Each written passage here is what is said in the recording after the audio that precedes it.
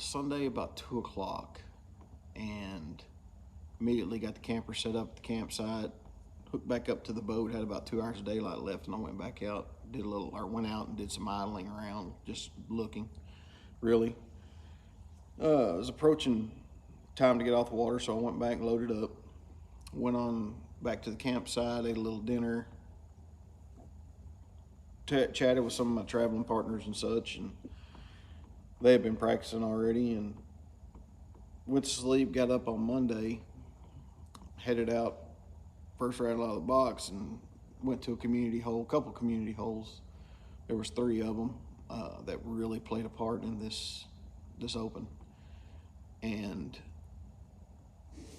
got out there looking around, hadn't had very many bites, and I was up in Tin House at one point and was coming across this point and was fixing to come across some cattails and some lily pads, small lily pads and such, and wanted to throw a swim jig. Well, my swim jig was in my rod locker, and I had rods sitting on top of my rod locker, but like 1,000 times before, I lifted my rod locker lid up about a half opening, saw my swim jig, reached in, grabbed it, started sliding it out, and about that time, the hydraulic lift assist on the door decided it wanted to go ahead and open the door up on this skeeter, and it threw 2 of my rods in. So instinctively, I put the door back down, slid over to the side, reached in real quick, tried to grab them, and they were sinking fast, and bumped one of them on the way down, as I reached in, and instinctively went to try to grab again because I knew they were deeper. Well, this time I reached a little bit too far, and I took a dive in the drink. I had on blue jeans, bibs. It was chilly. Water temperature was about 62 to 64 degrees. Blue jeans, bibs, undershirt, t-shirt, hoodie, ball cap, sunglasses, phone in my pocket, wallet in my pocket, and I held on with one arm and fell over the side, of course. Started working my way back, pulled my phone out of my pocket. I couldn't lift myself over the side with all these clothes on. Threw my phone back into the boat, got around back, pulled the pin on the ladder by the Raptor, and got my knee up on the Raptor and lifted myself up out of the water like that for a few seconds to let some of the water drain out of all these heavy clothing. And then finally lifted on up, stepped on in the boat. At that point, I'd done drifted away as the wind was blowing, and I didn't know where I'd lost my rods. So started stripping down clothes, ended up down to my blue jeans and just my white undershirt. And by that time it was sunny, so it wasn't bad. I mean, air temperature was probably in the mid-50s.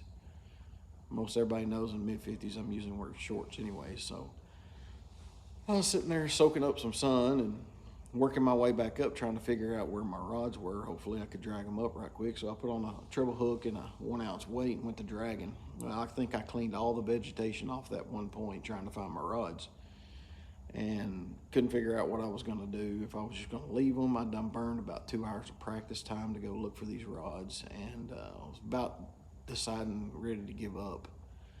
And I thought, well, you dummy, why don't you use your electronics? So I flipped it around in perspective mode. My Garmin eased up towards the point, and right there, as bright as day, was a straight line and a big bright white ball on the end of it. And I went, there's your rod. So I eased up there, put the trolling motor right over it, reached down with my rod that had the hook on it, and swiped it around a few times, and I heard it click, picked up my first rod, and I knew the other one wasn't far. So after about 5 minutes, it was a little farther away. It drifted kind of sideways, and I caught the other rod. So, and that was good. Things were starting to dry out at that point, and I could move on. I went ahead and ran to a couple more spots, found a few fish, not a lot, and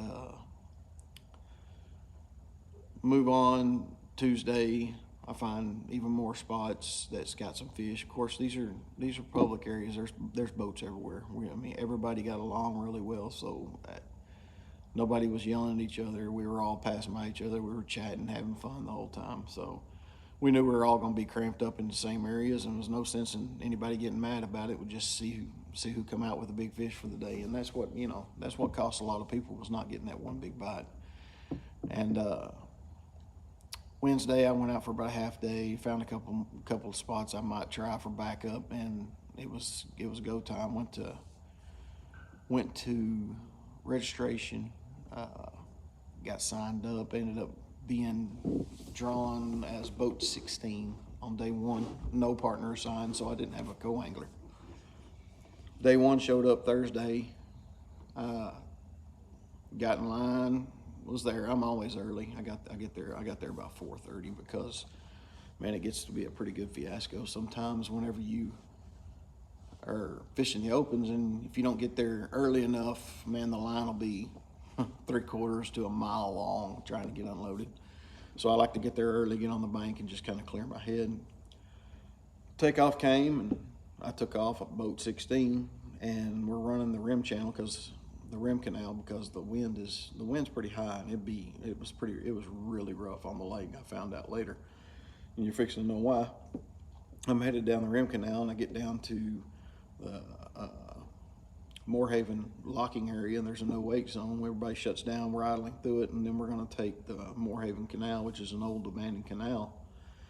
I make it out of the no wake zone. I put it on pad, and I make it about, I don't know, 150, 200 yards, and I'm putting it up on pad and started, I'm trimming up, and about that time I felt my steering wheel slip. This canal is only maybe 2.5 boats wide. Felt my steering wheel slip a little.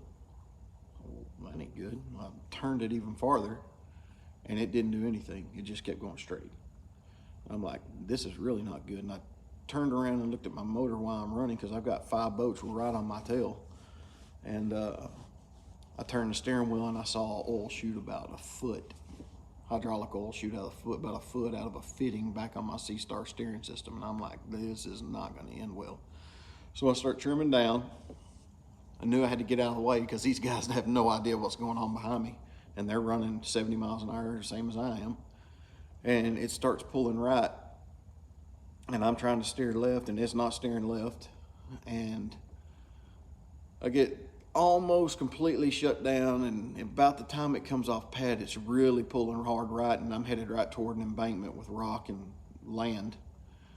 And I got shut down enough that I threw it in neutral just for a second, and I had to throw it in reverse to keep from hitting the wall. And of course, those 5 boats at that point blew by me, and I got settled down for a second, went back there, was looking, couldn't see anything. And of course, at that time, I'm in a panic because this is day one, and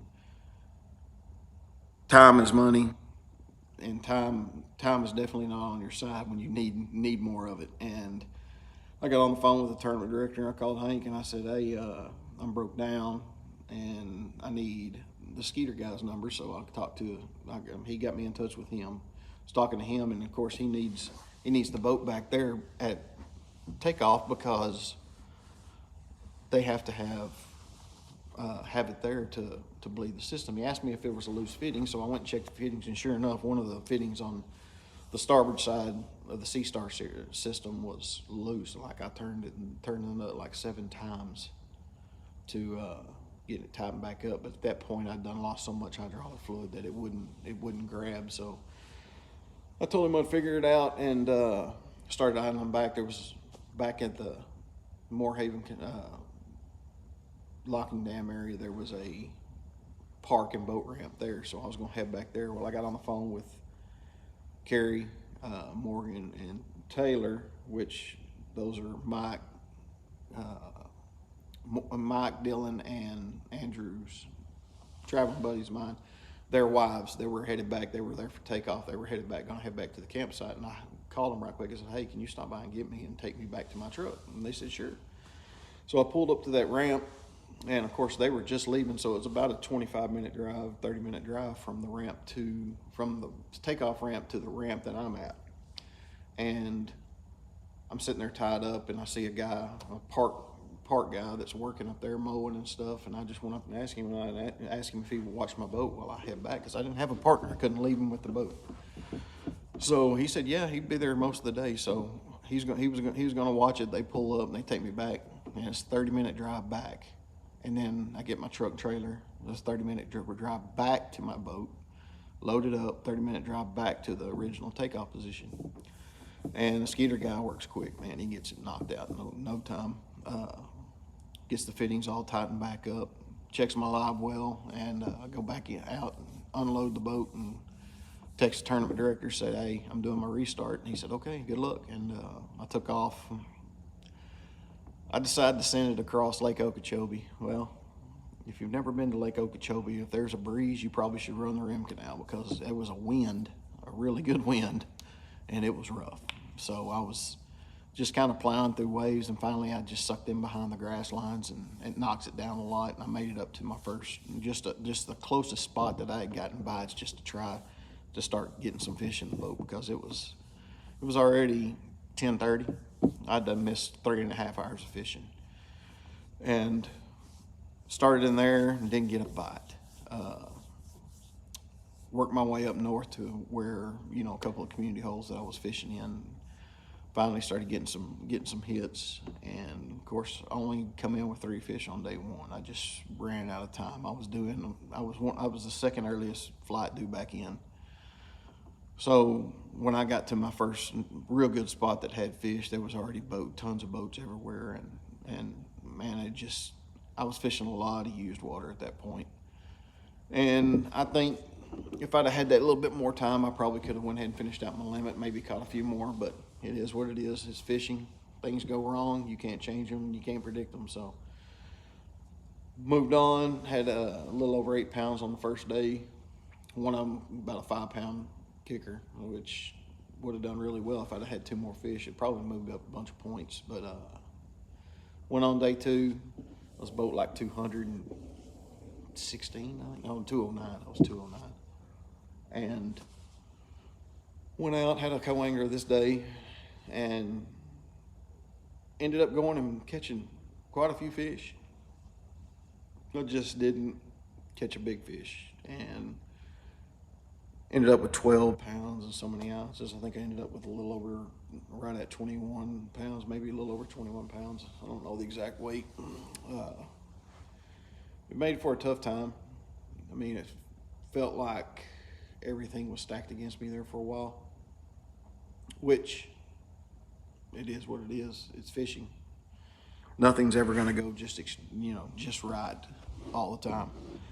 And, you get over time going through these things, you learn some of the ins and outs, and that there's things that are going to go on. You have to learn to adapt with them, which I will.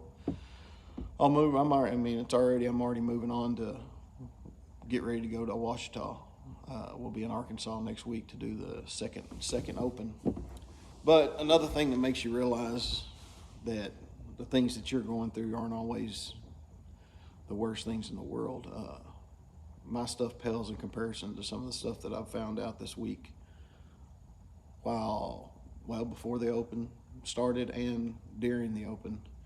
And there is a friend of mine, one of my traveling buddies, Mike Mayo, that he's found out that he's got cancer in one of his kidneys, stage 1 cancer. And tomorrow he's going through kidney removal.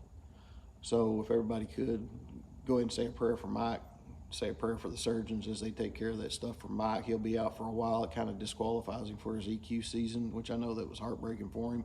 It's heartbreaking for all of us, because he's kind of like the dad for us all out there on the trail, all of us traveling guys. But we wish you the best and quick recovery, and we're looking forward to you being back at Logan Martin, Mike.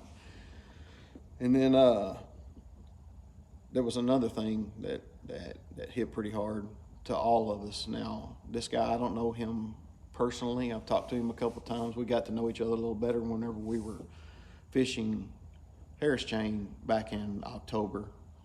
He was stuck at the lock with myself and another guy named Christian Greco, which is from Florida. Well, his name is, they call him Sonar. If you've ever seen MASH, the guy named Radar and MASH, that's his, I believe it's his father. I'm not for certain, but I believe it is. Anyways, they're kin, and they call him Sonar. But his name's Miles Berghoff. But Miles had been there practicing. He practiced Sunday, Monday, and I think maybe some Tuesday. And his daughter, 10-month-old daughter, had been having some issues, bruising around her eye and things like that. And he got the call Tuesday and found out that his 10-month-old has cancer. And they started a GoFundMe for the family. She's going to be going to St. Jude's, which is some of the best treatment there is. And they've started a GoFundMe for Miles and them for the cost they've incurred so far. Of course, when they get to St. Jude, it's a whole different story. There's a lot of stuff that's taken care of, but they incurred a lot of costs in testing and things like that to find this out. Miles is backed out of his Bassmaster EQs this year, which is completely and totally understandable. Anybody in the same situation would have done the same thing. Fishing goes to the back burner at that point. You're going to go spend time with your kid and your family, so they're going to go get her over into Memphis and to St. Jude's. But the main thing is, and I wanted to bring up, is that Miles, we're all thinking about you, and we're all praying for the family and praying for you, praying for your daughter.